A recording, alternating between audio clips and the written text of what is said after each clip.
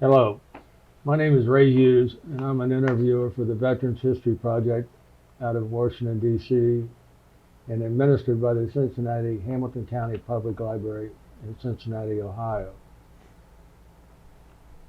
And our cameraman today is Brian Powers, who actually is the head of the program here in Cincinnati.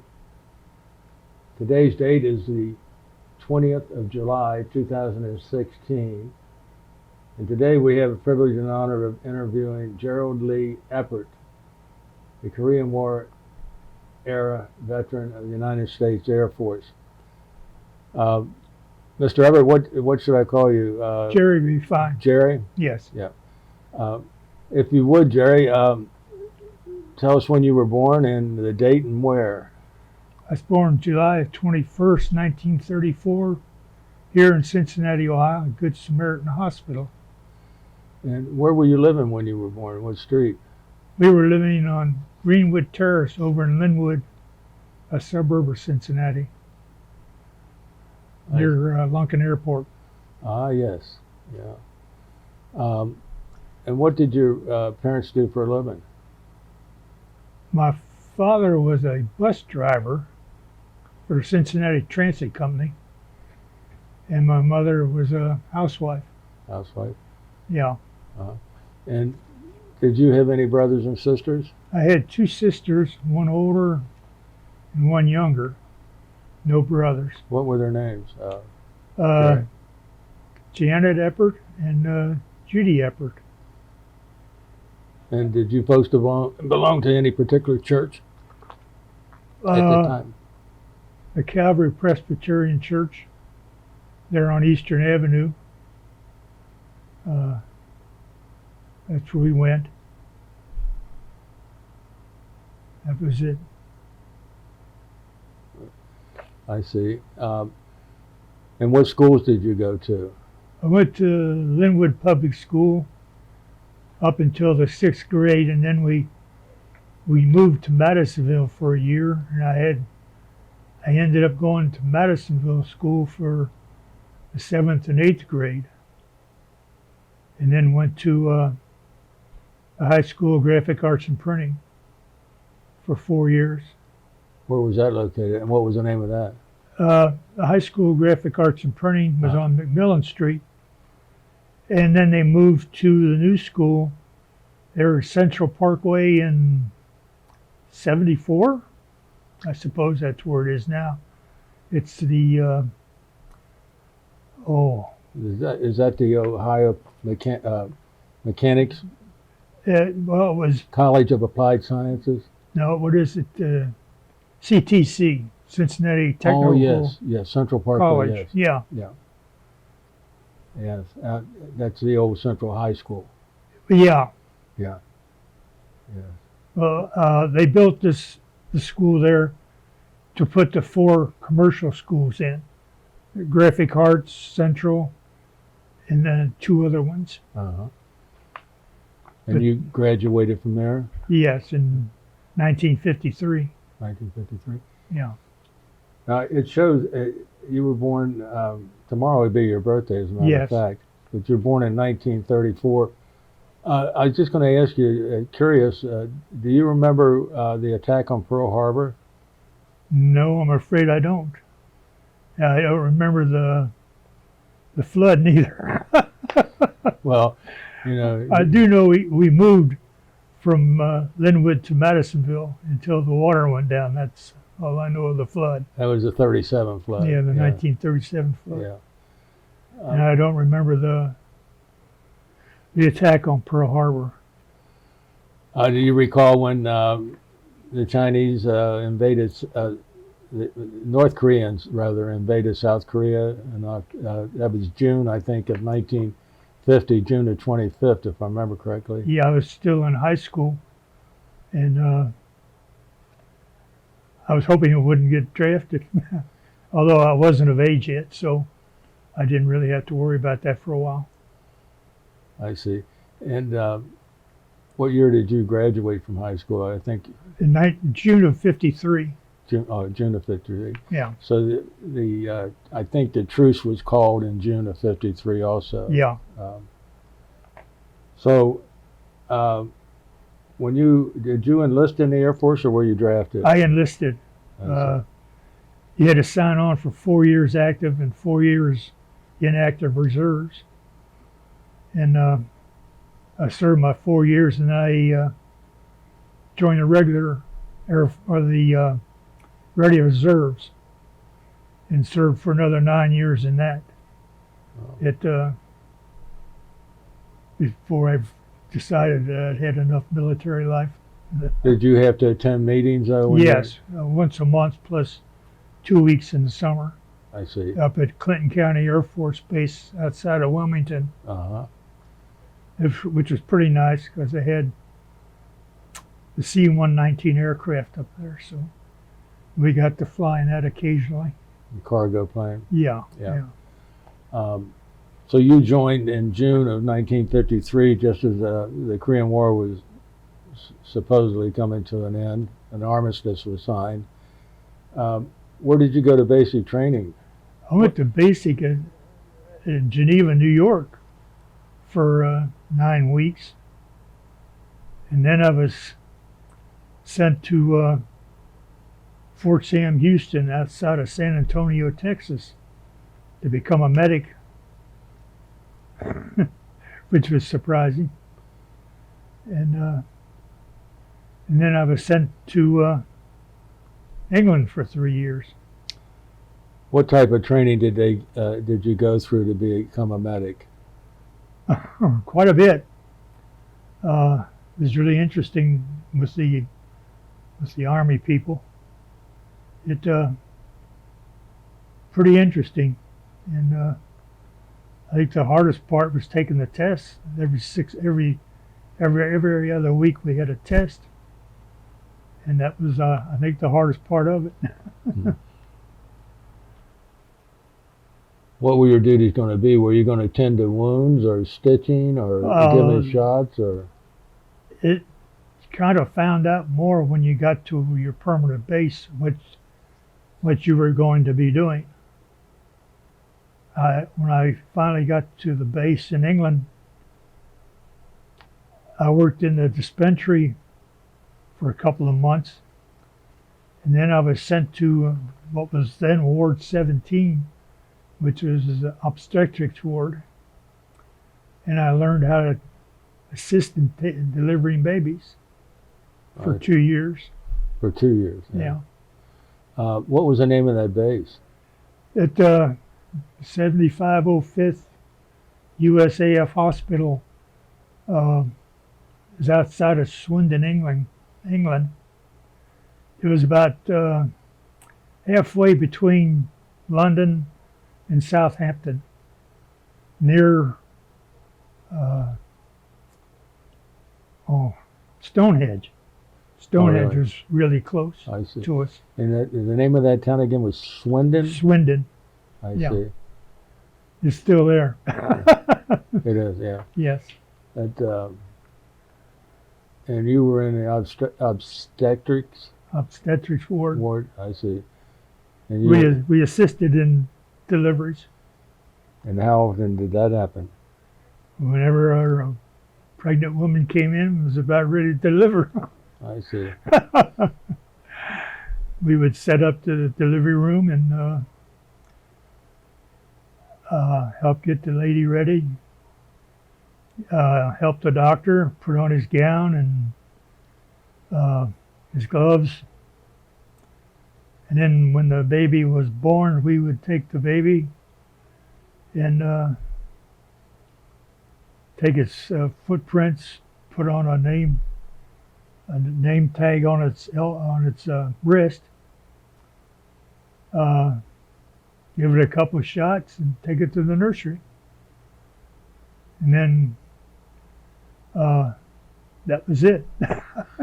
Did you ever have any problem with deliveries or anything that you were a part of there? No. Fortunately, we had never had any problems. No problems. Now, you were living on the base at that time, or did you? Yes, I was living on the base, and I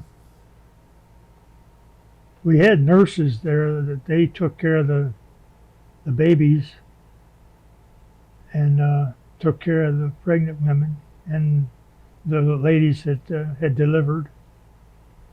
After we took them out of the delivery room and put them on another ward, that was the last we ever seen of them. The question will come up, were these wives of airmen? Yes, wives of airmen and officers stationed on other bases around us. We had 9 heavy bomber bases around us, and they had both Army and Air Force people on them. Did you work with the same doctors all the time? Or? In the 2 years, we had 3 different doctors. Well, the one doctor I started out with, he was only there, I guess, about 4 months, and then he came back to the States. Another doctor took his place. I don't know why he didn't stay very long, but he was there for about 6 months, and then he left. And then we got another doctor. He was from either Sweden or Denmark. He had come to the United States, became a citizen, and they drafted him and sent him to England, him and his family. I see. He was really a nice guy to work for. Did you ever stay in touch with any of those folks? No. I did stay in touch with one of the fellows I worked with. He lived up in Concord, New Hampshire. And what was his name, do you recall? David Gazaway. Gazaway? Yeah. He and I worked on the same ward together. And in fact, when I came back from England, he called me up and came down for a week. And I was really surprised that he would do that, because I certainly wasn't about to go to New Hampshire. I see. While you were in the military, were you married? See, in 1955, I ran into my wife. We were working together on the same ward. And you mean you ran into her literally, or you? No, I met her. Yeah. Then it sounds better. Yeah, I know. I just kidding with you. Yeah. You were working in the same ward? Working on the same ward. And what's your wife's name? Lorna. Lauren? Yeah. I was really surprised that she would go out with me. And that's because? Well, she was an officer and I was an enlisted person. And right. Things like that didn't happen. That's right. But it wasn't, back then it wasn't as bad as it is today. Today it's even a lot worse. Enlisted people just don't go out with officers. Right. Unless they meet them off the base. Yeah. So you were working on the same floor, so to speak? Yes, we were working on the same ward. Uh-huh. Which was pretty nice. Where'd you guys go on your first date? There was a lot of farmland around there. And this farmer had put up a haystack of wheat. And I think we went down there and laid around there and talked and whatnot. Drank. She had made some coffee, and she had brought that in a thermos. So we sat around and talked and drank the coffee. And that was about it. Now, was that? Did you guys hit it off right away? I suppose, yeah. It was really interesting. So you started seeing each other on a regular basis then, or not? Yeah, when we could. It's all according to when she was working and when I was working. Yeah, if we were working the same shift, she would get off and go back to her quarters, make some coffee and change clothes, and there was a place in the fence where she could get through into the guy's driveway next door, and she would go there and then come out, and I'd meet her at the end of the drive there, and we'd go walking down the street, Now, down the lane. did you go into town or what? No, we didn't go into town. So did you go through the front gate? Yeah, I did, because the quarters for enlisted men were across the highway from the base, and I had to go over there and change clothes and whatnot, and then meet her down at the end of the drive. Now, was she in uniform when you met her on these occasions, and were you in uniform? No, well, we wore Fatigues? whites. Oh, whites. Whites, yeah. Yeah. And nurses wore scrub dresses. I see. So that was about it. I see. When did you folks get married? We got married February the 10th, 1956. So you're still in the military then? Yeah, we were both still in the military. In England? Yeah. At the same base? Yes, in the same place. So in February of '56, you had to get permission to get married Yes, from your Yes. officer. officers. And what did he say to you? He didn't see anything. He just said congratulations, and then he had to send a lot of paperwork back to the States. And I guess about a month or two later, they called me in and said that everything had been approved, so I could marry her. They didn't get. Yeah, I went through the same thing, but they didn't caution you about anything or nothing of that No. nature. What about your wife? What did they think of her marrying an enlisted man? I don't know. You'd have to ask her. I will. She never did say anything. So after you and Lorna got married, where did you all live? We lived in the town of Swindon. We had a house, and a little English place. This is quite interesting. Strange how different people live and whatnot. It was fun. What was the living quarters like there at that time in England? I mean, your house, did it have hot and cold water and things? Oh like yeah, it had hot and cold water. You had on the gas and electric, you had to keep putting money in it, and then to keep it going, because you would put in, I don't know, a couple of pounds of money, and then that would last for maybe a day, and then the next day you'd have to put in some more, so you could get electric and gas. Since they didn't have meters like we do.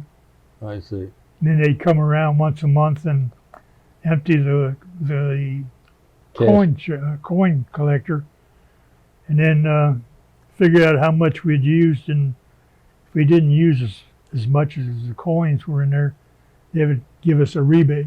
Oh, So it was fun. I bet. Did they have indoor plumbing there at that time? Oh yes, indoor plumbing. Everything. The rooms were rather small, not half as big as they were here in the States.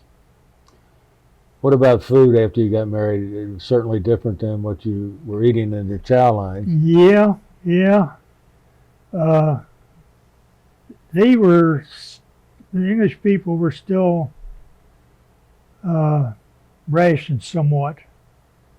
You couldn't get some stuff since what it was, 9 years after the war. Right. So they were just getting to be able to raise enough crops to feed everybody and raise enough cattle and sheep, lots of sheep. Couldn't. It was interesting. And you were living in a civilian neighborhood? Yes, these Okay. were all civilians. So when do you get discharged from the Air Force? I got discharged in November of '57. So that means you had 3 years active duty. I had 3 years and 9 months and 15 days. That's right. Okay. So, I got that down pat. now, when you're discharged, what happens with your wife? She had already been discharged because Okay. we'd gotten pregnant, and we had a child in England. We had a son in England. And I see. And what's his name? His name is James. Okay. And what's his date of birth? Oh, let's see, November the 25th. November the 25th, 1956. Okay. Yeah, And where was James born? he was born at the Air Force Base we worked at. Were you still working there when he was born? I was still working there, but I wasn't working on that ward. I had been taken off that ward and moved to an ENT clinic, and I was working there. What's ENT mean? Ear, nose, and throat. I see. And they didn't want any married personnel in that ward. Oh, really? Yeah, I don't know why, but You mean husband and wife team? yeah, husband and wife. Yeah. Okay. Yeah. So you're now discharged in November of '57. Do you folks come home right away? Yes, we were stationed at Carswell Air Force Base at that time, and we were living in Fort Worth. And we packed up our stuff and picked up our boy, and away we went back to Cincinnati. I see. Did you? Now you've got one child. Then, do you have any more children with you at that time? No, Oh, just okay. the one child at that time.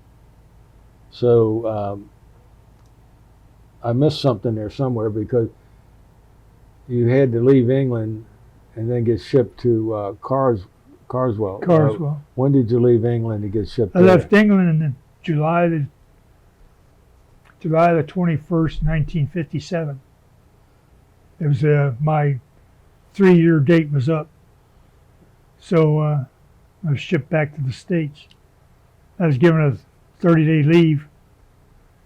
My wife had came home in May of '57, 2 months before me. So she and the baby came home before me. Oh, okay. And was she in Texas by then? Or No, not? my wife had won home to Minnesota. Oh, I see. Okay. So you get shipped down to Texas, and your wife comes down there with you. No, while I had a 30-day leave, we got together in Chicago, and I went up. But she came down from Minnesota to Chicago, and I went from Cincinnati up and picked her up, her and the baby. And we came to Cincinnati, and then we left in around the end of August or September. It's the beginning of September. And went to Fort Worth to go down there to find a place to live in and find the base. Yeah. So, but it was nice. So you lived off base, so when you went down there? Yes. Yeah. Yes, they didn't have orders for enlisted person. Yeah. Oh, they didn't. No, So and your rank at that time? I was an airman first class, That's 3 stripes. 3 stripes. Yeah. Yeah.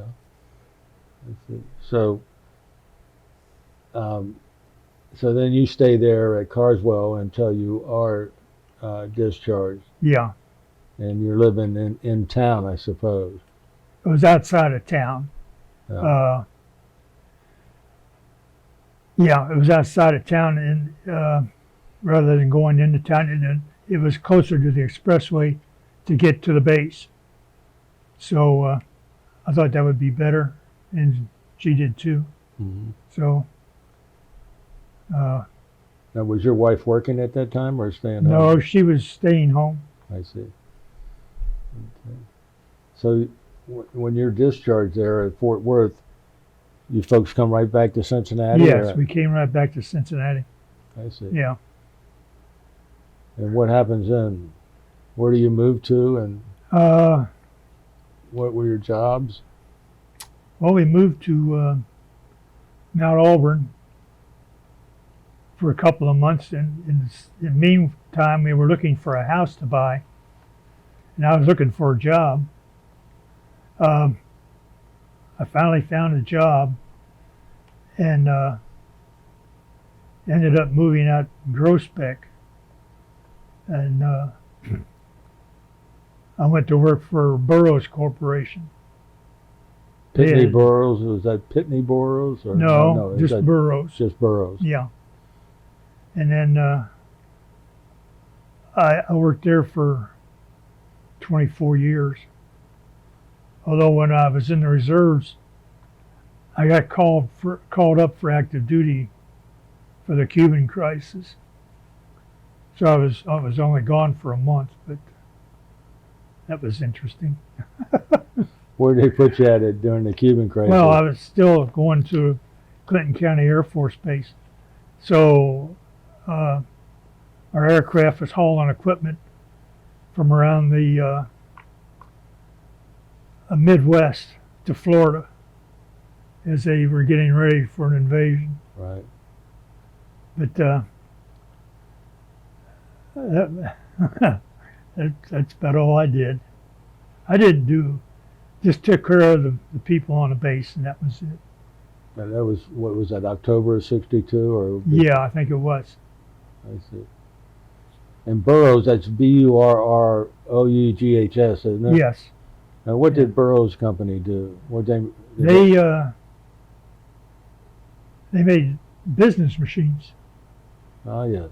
and they also had printing companies, and they across the country, and they were also printing checks for different banks across the country. Same way as here in Cincinnati. They had printed checks for First National, Central Trust, Fifth Third Bank.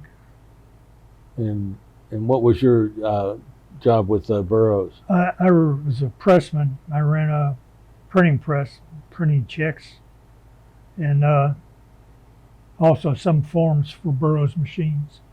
And that, I think that was probably based on your going Schooling. to trade school. Yeah, going to trade school. Yeah. I thought about getting a job in the medical field, but I'd asked some of the other fellows that I'd talked to occasionally that had been medics in the Air Force, and they weren't too thrilled about trying to get a job at a VA or something like that. I see. So I didn't try to do anything like that. So I went to becoming a pressman again, printing pressman. Mm-hmm. And you were living in Groesbeck. What was your address in Groesbeck? It was on Schuster Court off of Acre Drive. In fact, it was just right in back of the plant. There was a big field there, but the children played in the field back there all the time. So your employment, was that close to your house? Huh? Yes, very. I I could walk there with no problem at all. You said children. Do you? Yes, we had a few more. And how many more did you have, and what were their names? We had 4 more. We had 5 total. And let's see, there's 4 boys and a girl. Stephen, Mark, Dale, and Lynn. So then we decided to quit. So 5 children altogether. Yeah. And how many grandchildren do you have currently? I think we have 9 grandchildren and 4 great grandchildren. So So you spent 24 years at Burroughs. So I think that would take us to roughly what, 81 or 82? 81 or 82, yeah. No. What have you done since then? Did you continue working or hobbies? I continued working. I worked for Syncom Systems for another, 15 years. Doing the same thing, running a printing press and printing their manuals for their systems. Mm-hmm. They were a software company. So, and then I retired. 92, 90. It takes us to about 1998. Yeah. So you called it quits then, huh? Yeah. I decided that was enough. At this point, I usually ask Brian what questions he might have. Brian? Sure. I was the high school that you went to. Yes. What were you studying there again? Printing. Is there a reason why you went to the high school? Did you were you interested in printing? I had seen some people printing. It multicolor company on Eastern Avenue. Right. And that looked interesting, but these presses that they were using were huge things. They were really huge presses. And that would be interesting to try that sometime. So I decided to give that a go. And that's why I ended up there. So when you joined the Air Force, how come you didn't get placed into something to do with printing or something like that way? As medical, did you get? They weren't. They told me. I went and talked to this individual, and he said that we'd see what they could do about sending me to someplace where they could use a printer. But they come back another couple of weeks later and says all these places have been canceled. The commander of SAC was complaining because he wasn't getting enough men. So you're going to Fort Sam Houston to become a medic. I mean, did you take a test for that or something? No. We sat and just talked a while about it, and they said, well, we'll see if we can find you a school. But when they said you're going to be a medic, they didn't say anything. They just said, you're going to Fort Sam Houston. Well, how did you feel about becoming a medic? I didn't know what he was talking about. Were you nervous when you found out what you were going to be doing? That kind of thing? Yeah, when I got to Fort Sam Houston, they told us what we were going to be doing.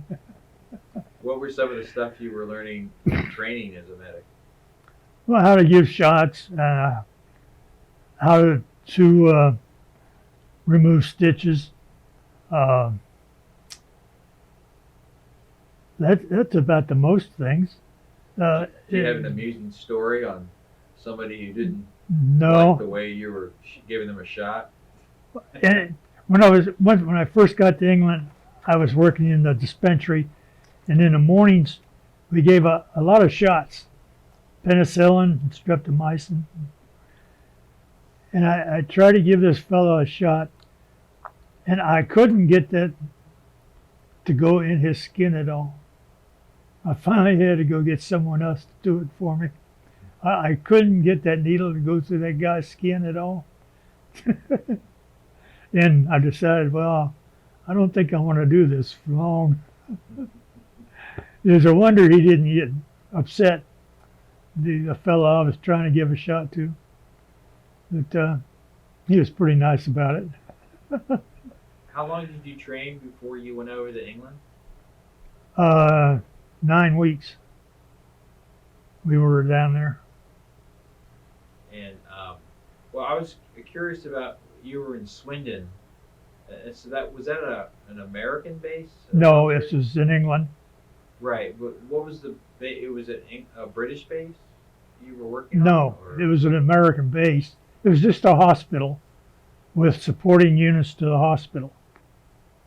Well, at this time, it's about 9 years after the wars ended. What was the Americans doing there as a military force in that part of Britain outside London? Well, I guess you could call it, I suppose, the Cold War, because, of course, Russia was still had Berlin blocked off. All the eastern countries were still Russian, Czechoslovakia and all those, and Poland, worse. Latvia and Estonia. Yeah, there was Hungary. The Hungarians had started their uprisings. In fact, there was a few of them. I don't remember how many, that had gotten out of Hungary and had come across Europe to England. There was a British Army base, a couple of miles from us, and I understand there was about 15 of them there. And they would give those fellows money on the weekends, and they would go to Swindon and drink and eat and buy clothes and whatever. And then they told us to stay away from them. That you got your own problems right here. Take care. You don't need to get involved with these Hungarians. And so that's what we did. And also we weren't allowed to wear our uniforms, our blue uniforms or khaki uniforms, off the base. And around May Day, May the 1st, was an interesting time because they wanted you to stay on the base. They didn't want you to go to London or anywhere else. Mostly just try to stay on the base. What was the idea behind that? Well, I suppose of the communists, they would have their parades and whatnot in the different countries in Europe, and also I don't remember them ever doing it in England. Well, that's May Day, though. Well, May the 1st. But why wouldn't you be allowed on normal everyday weeks or days? Well, they would like you to stay on the base on that day because we were Americans, and even a lot of the English didn't think much of us, other than over here and oversexed and overpaid. There was some animosity towards American airmen at that time in uniform. I don't really know why. They just said don't, and I Yeah. figured, well, he said don't. Right. So you could wear civilian clothes and go to town, just don't wear a uniform. In fact, normal times they wouldn't want you to wear military clothes. Go as a civilian. But it was an air base. I mean, there were aircraft flying out of there. No, we had no aircraft. We had 9 air bases around us, heavy bomber bases. And then this was a very hilly area that we were in. And on the next hill from us was a British air base. And they had a lot of aircraft over there that they were flying. Well, I was wondering, was there American aircraft flying out of like for patrols for the Cold War or something? No, just bomber squadrons would come in from the States. They were flying the B-36s at that time, and they would come in and then stay 2 or 3 weeks, and they would fly. I don't know where all they flew to, and then they would go back home, and we'd hear stories of them taking their automobiles home with them, and a lot of other things. When you get one of them little British sports cars into a Bombay on a B-36, I guess it's pretty interesting. But they would do that. I went on a flight with one outfit. They were having to have a party before they left, and they needed wine from Lisbon, Portugal. So it was only supposed to be 3 days. So I went with them, and it took us a week to get back. But they come back with 25 gallons of wine. And it took them, I don't know, 4 days, 5 days to get this wine for this party they were going to have before they left England. So. Well, what was the housing that you had when you first got there? Where were they putting you up at? We lived in Quonset huts, 8 men to a Quonset hut.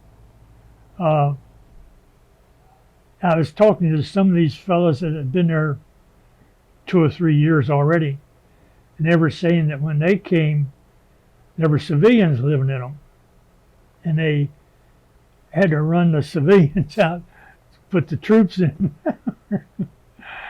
So that was pretty interesting. And then in the center, we had 3 buildings that were showers, bathrooms. I don't remember what the other one was. Anyway, that's where we go and clean up and whatnot. Did you ever have any VIPs come through? We had one of the Queen's cousins came through. Well, she was down the road from us.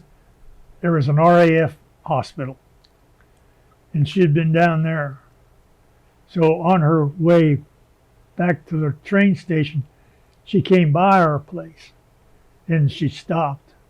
And they had, I don't know, 10 or 15 guys standing out there in blue uniforms at attention, and then they were talking to her, and then she said hello and whatnot, and got in her car and left. But that was the only time I'd ever known of anybody coming. What about famous generals? No generals. Didn't see a general. Oh, we did have a general that flew in from, he was a liaison with the Polish Air Force north of London. And he would fly, he had a C-47, and he would fly that down to our hospital and see the doctors down there. And then he'd fly back. I don't know why there was another American hospital there just in London. Why he didn't go there, I don't know, but he wanted to come down our place, so he did. Well, you weren't too far from London, and it's about 9 years after the war, but was there still much war damage around, like buildings that hadn't been fixed up or anything? No, most of the places had been rebuilt by then, which is surprising. My wife and I went on a tour of Europe for 30 days, and we did see quite a bit over there yet, especially around Munich. We went down this one street, and there was no buildings but one building, and it looked like it was made of solid cement, concrete, and everything else was blown away. And this is the only thing standing there. You know, I was so surprised. But you'd see more damage over there, and on some of the ports, like Portsmouth and Southampton, you would see still some damage there because they were hit the hardest by the bombers, German bombers. Well, I had a couple questions about your wedding. Uh, where did it take place? On the base? Where did you? How did you? How much planning was put into the wedding? The things you'd have to ask my wife about how much planning went into it. But we got married in town at the Holy Rood Catholic Church in town, and there was only 4 people, 5 people there. Her and I, and that was about it. Who were your witnesses? Did you have a best man? Yeah, I had a best man, and I had a Did you wife. know him? Well, not that well. My best man, he worked in, I guess you'd call it human resources today, Personnel. personnel. And the best lady was a friend of Lorna's, that another nurse. And then the charge nurse also showed up. And of course, the guy from the English registrar's office, he was there too. That was the English way of doing this stuff to be sure that you got married. And he also made out the license at the same time. And I guess you moved out of the Kwanzaa hut after you got married. Yes, we moved down to the house we had in Swindon. Yeah, we had an automobile. I had a Morris Minor, and that got us around quite a bit. What was Swindon? You know, I've been to Swindon. I remember there was a railroad museum there. Was it known for railroads? Yes, I believe they made or built engines there, steam engines. They were still using steam. That's their industry, I guess. Yeah, that was there. yeah. Also, they built aircraft there. Was it Armstrong? I'd never heard of the outfit before. There were some other pretty good sized factories there too.